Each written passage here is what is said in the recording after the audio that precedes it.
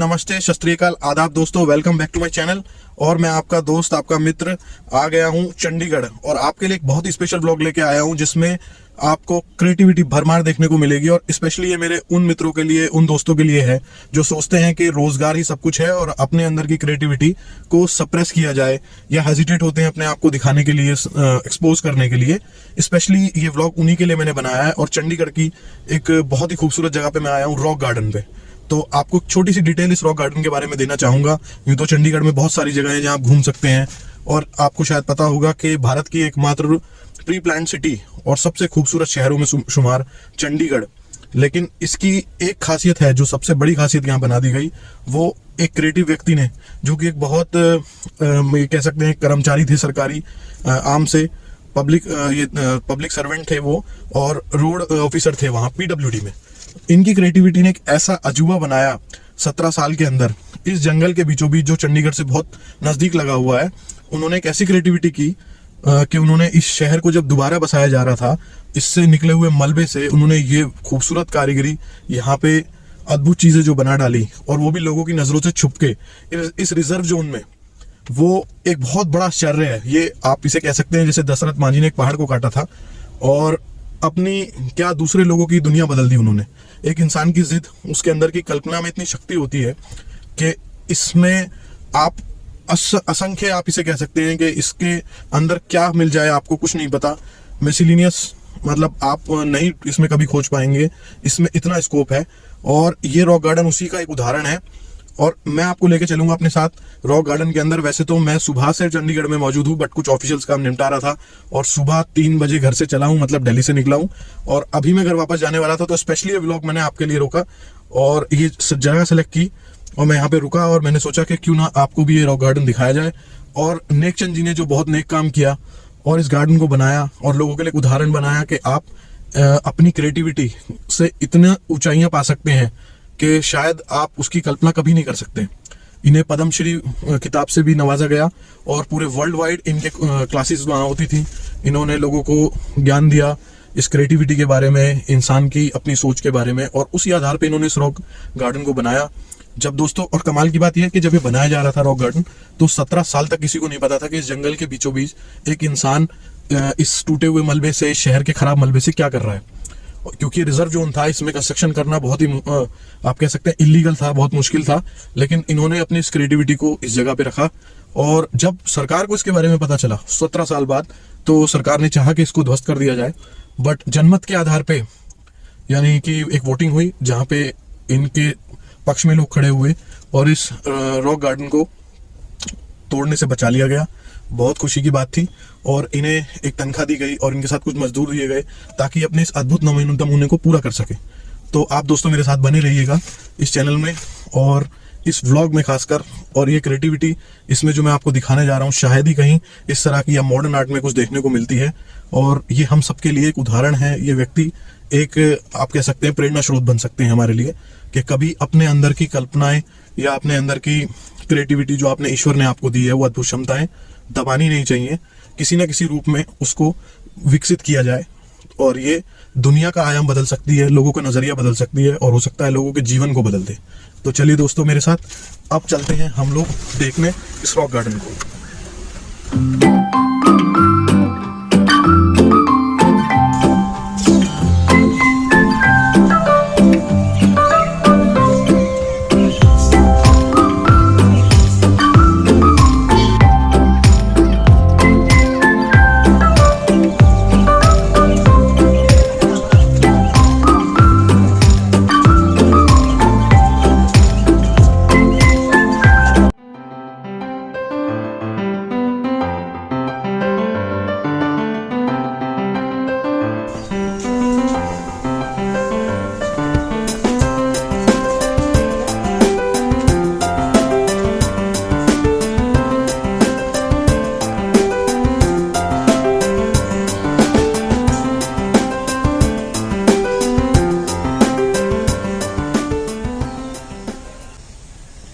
तो गाइस, ये जो आप देख रहे हैं, ये बल्ब के टूटे हुए होल्डर्स हैं जो सिरामिक से उस समय बनाए जाते थे और इन्हीं का इस्तेमाल किया गया है इस वॉल को बनाने में और इसे क्रिएटिविटी देने में।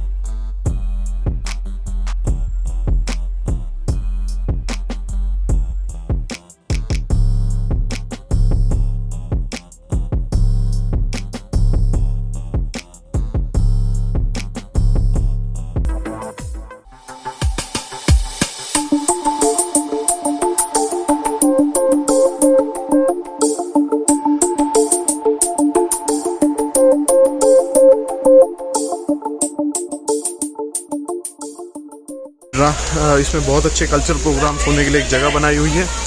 ये ओपन ऑडिटोरियम है और बहुत ही खूबसूरत है, बना हुआ है और बारिश है नेचुरल। एक वाटरफॉल्स की यहाँ भरमार है और ये वाटरफॉल्स भी कोई बाहर से पानी या मतलब आर्टिफिशियल नहीं बने हुए हैं, ये नेचुरल वाटर रिसोर्स का यूज़ किया हुआ है। इस जंगल से जो पानी आता है उसी से यहाँ ये वाटरफॉल।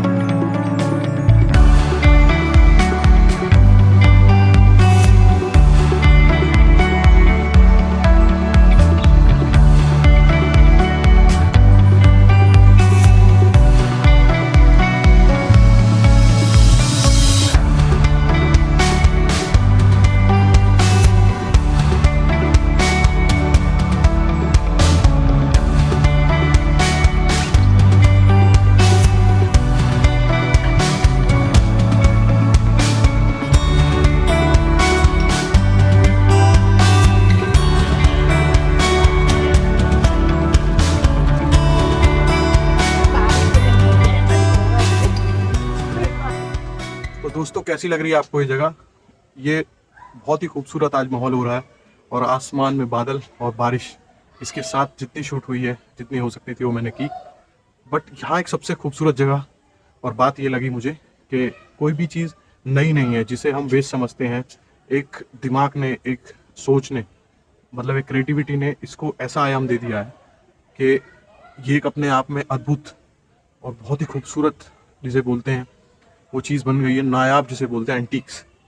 तो ये मॉडर्न आर्ट है जिस व्यक्ति ने इन्हें बनाया है और यहाँ उनके द्वारा जो बनाई हुई चीज़ें हैं वो इतनी खूबसूरत है कि मैं इसे बयान नहीं कर सकता, आपको बता नहीं सकता जब तक आप खुद इस जगह पे ना आएँ और इस खूबसूरत से नज़ारे को देखें। और लकीली मुझे लग रहा है कि शायद मेरी किस्मत आज बहुत तेज़ थी, क्योंकि इतना खूबसूरत यहाँ माहौल है, मौसम है, बारिश और उसमें ये शिवालिक का जंगल और उसके बीच में ये मैन मेड, पूरी तरह कंप्लीटली मैन मेड हाथों से बना हुआ ये एक किला है जो टूटी फूटी चीज़ों से बनाया गया है। बचा हुआ कंक्रीट और इस शहर का जो भी वेस्ट था उस समय वो इन्होंने ये इस्तेमाल इसमें किया है।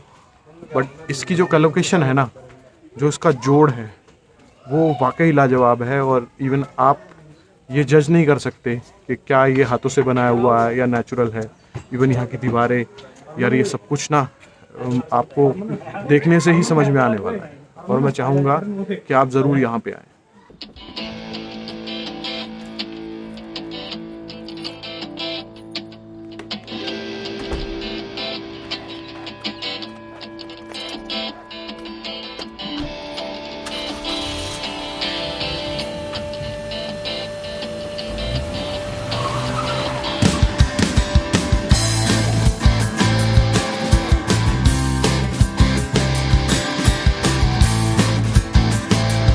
तो फ्रेंड्स, कैसा लगा आपको मेरा व्लॉग ज़रूर बताइएगा और सब्सक्राइब, लाइक और शेयर करना ना भूलें। मेरी फ़्लाइट तैयार है और मैं जा रहा हूँ वापस दिल्ली, और आप भी मेरे साथ चलना चाहेंगे?